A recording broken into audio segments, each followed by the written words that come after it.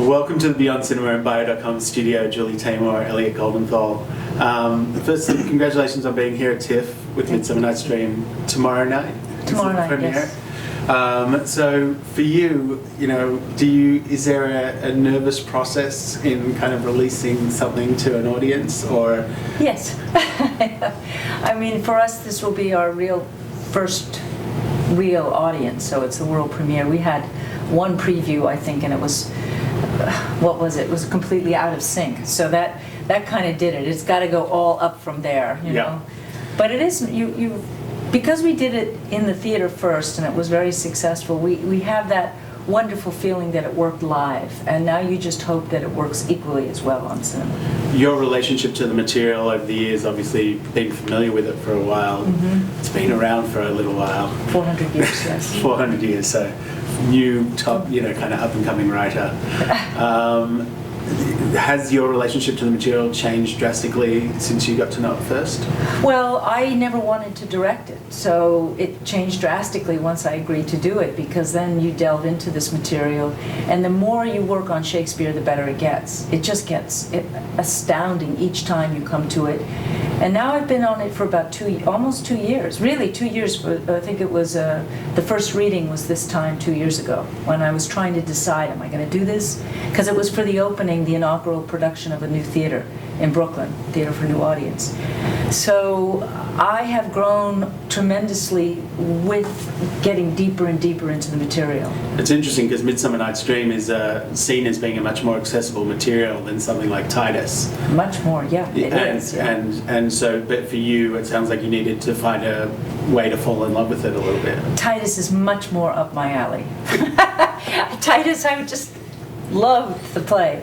Now I love Midsummer, but that's because I think every production I had seen as a child, and except for the one very famous Peter Brook production, which I saw many, many years ago, it seemed lightweight. But that's not the play, that's the productions. And I think people don't really always explore the depths of what Shakespeare is saying, even in Midsummer. It's an incredible dissertation on faithfulness, love, insanity before you make the ritual of marriage. It's really about all of those fears of what falling in love with is, and what rules are once you make the decision to marry, to codify love. Is there a Shakespearean character with whom you most associate? In that play or in general? In general. Oh no, there isn't one, I don't think. In that play then? Puck. Puck. The Elliot? trickster. Well, I kind of disagree that Titus is less accessible. That's right. I think it's more accessible. The language is simpler. It's not all in rhyming couplets throughout, and the shared obvious nature of violence and revenge is more palpable. And whereas Midsummer, it's almost like everything that can go wrong with a marriage or a romantic union. So it has a lot of layers and a lot of depth. And the more you know it, the deeper you get. It's not to say that's also true about Titus, but Titus has a visceral first hit effect. It's raw. But also he's right about Titus was the most popular Shakespeare in his day. It was the potboiler. It was Quentin Tarantino of its time. It was the Pulp Fiction, and because in Shakespeare's day there were real beheadings, and there are today now, but legalized every day of the week, bear baiting. The theater artists at the time had to. There was a one-upsmanship. They had to make it even more exciting to go to the theater. So I think there was that point in Shakespeare in Love where they talk about how great Titus is, and Titus Andronicus. So I think in its own day it was accessible, and then what happened was in polite society in the Victorian era and later, it was people were ashamed of it. They were ashamed of its reality. So they said it was over the top. But in the 21st century, it's anything but. I mean, we did it in 1999 going into the year 2000. One would have hoped that our next 100 years, the beginning of it, would have put aside this kind of extraordinary human-to-human violence. But it actually feels more real now than ever.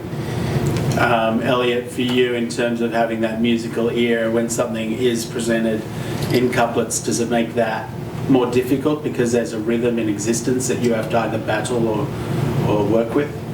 Yes. In the case of Midsummer, it's so many composers tried their hand at that, and there's a lot of obvious rhythms that by now that Shakespeare provides. You know, over hill, over dale is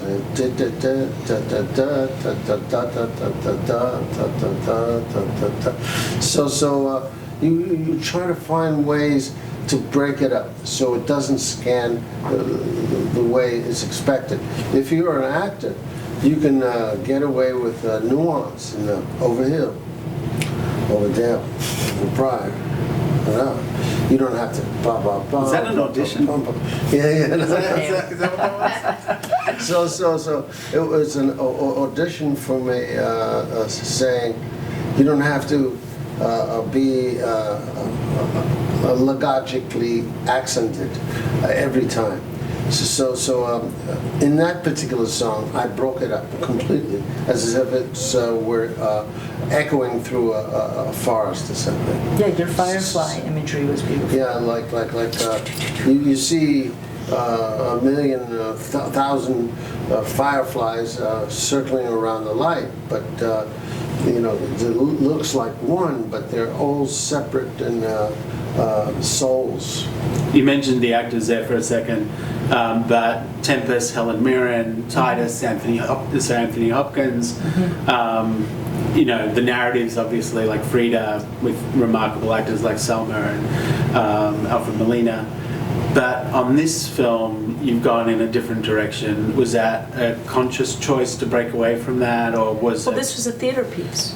And so it was just... It was that the you could have greatest switched. actors for the stage. Right. The lead actors, David Harewood, you might know from Blood Diamond and in Homeland. and he's equally as comfortable in film as he is on stage.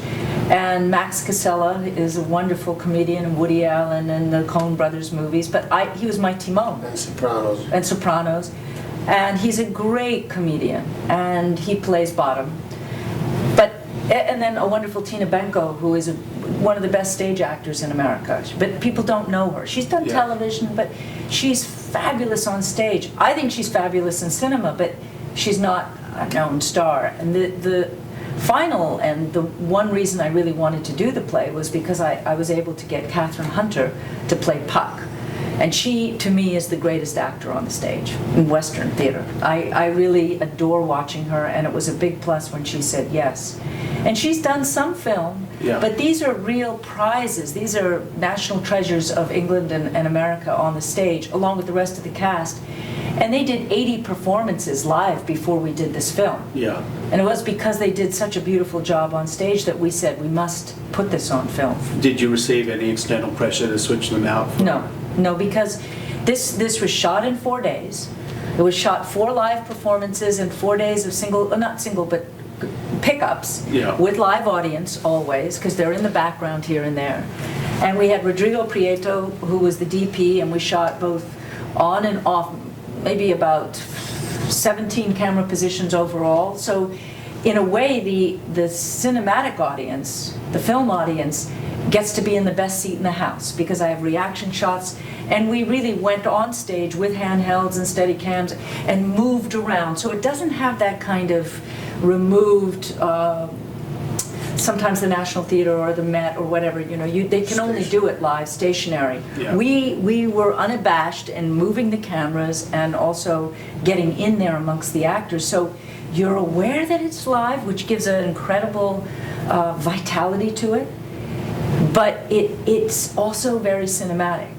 And the actors were given an opportunity to pull in some of the performances, because when you're doing it live, so it was an intimate house. They didn't have to project hugely, and we had mics, but they were able to get a little bit more subtle with the close-up, which is the power of the close-up.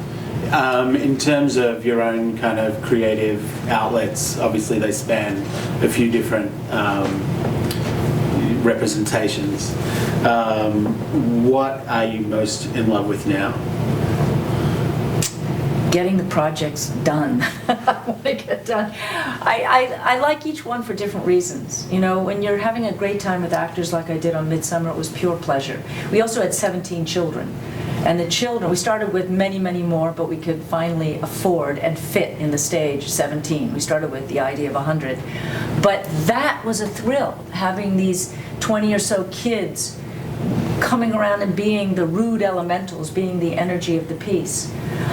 Yes, I do opera, theater, film, and I like something special about each genre. And when the film is going well, then I'm happy in film. You know, it really is about the individual experience. It's not, do I like doing film better than doing theater? Each one, I have to be passionate about all of them. Yeah. How's your creative relationship changed over 30 plus years? Our relationship. A creative relationship. No, it's just the same. Because you start anew on every project. So it's, you know, the project throws you curveballs, and you have to be ready for it to adjust. And there's not a sense of sameness there. You know, the difference between our opera, Grendel, with a large orchestra, chorus, ballet, etc., in a 3,000-seat theater, bears little resemblance to, you know, a 250-seat house with, you know, small cast and, you know, non-professional singers, etc., etc. So, and every project like that, Frida was completely different. Another country, another culture, another set of musical expressions, and so it doesn't feel like we're here again. Let's it's exciting. Muster up your creativity. It's new every time. But also because we've worked together so much in all these mediums, there's a shorthand now that did develop, where if I don't really like something right away and he's passionate, let him finish, let him develop it, and vice versa. We're critical of each other, but we also really respect each other's talent and enjoy it. So it's wonderful that way. We had one really difficult time on Titus, which was my first feature, because I used temp music. And I used all Goldenthal temp music. I used 13 different Goldenthal scores to temp the movie, and it was really difficult for him to, you know, often for the composer to try and get rid of that temp music and start from scratch, especially when it was his own. I thought it was great that we were using all one composer. Yeah. But after that, we've never done temp. Never. Frida was all, he wrote it, and he created it on the spot, or he wrote songs in advance, as he said. You know, some of our movies have pre-records, and I know what it's going to be. I don't care that he's using a sample or a synthesizer, because I know that he's got the creative chops to fill it out with perfect orchestration. So I can have the shorthand now. Speaking of Frida, obviously for anyone going through the whole Oscar process, and it's enough of a kind of buzz, but for you guys both being able to go through it together and then obviously celebrate a little gold man on the mantelpiece, what was that experience like? You know, Well, I know that he'd been nominated 2 or 3 times before, is that right? Two? 2 or 3 times before. With other films, yeah. And I was happy it was my film. But one on Frida. We received, I received the Golden Globe about a month before or 2 months before that, so it wasn't completely unexpected, but it was. I was in a really tough crowd, Oh, it was amazing composers. John Williams and Philip Glass and Jerry Goldsmith or whatever. It was really and a Newman. So I didn't expect it, but it wasn't a complete shock.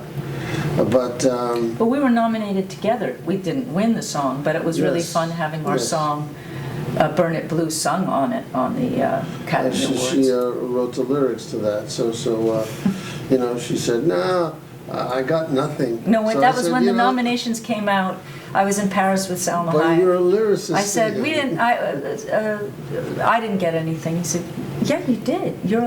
I forgot. I mean, I'm the director. To be the lyricist is weird, but it was a great experience. It's kind of nice to know when you receive it. It ensures your unemployment for the next 5 years. Where's he live now? Oh, he's in his studio. Yeah, along with Larry from the Three Stooges. Right next, there's a little sculpture so that he, always remind himself of the absurdity of all of it. Larry and Ozzy. If you could make, or if you will be making, or if you could make another biopic at the moment, whether it's something you've considered or not before, who would it be? Oh God, it came right to my mind, but I don't think I can say it. You know who? I can't say it. Choose someone else. Okay, let me see. Or is it something you can't say because you might actively pursue it? Yeah. So that's awesome. Tricky. I've been offered a lot. I don't necessarily.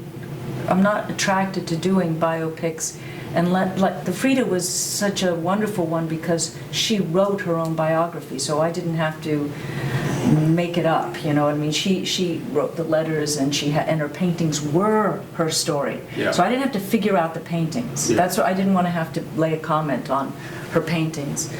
But God, who have I talked about besides that one person? Anybody else? Schopenhauer? No? No. No, I don't think it was Schopenhauer. That was your choice. Rutger Hauer? Yeah. No, Schopenhauer. Rutger Hauer. No. I mean, there have been some interesting ones that have come to me, but I don't think I should say them because I'll Still go back to me. Yeah. Very cool. Well, thanks. We appreciate you guys coming in. It's been a pleasure having a chat. Thank you. Thank you.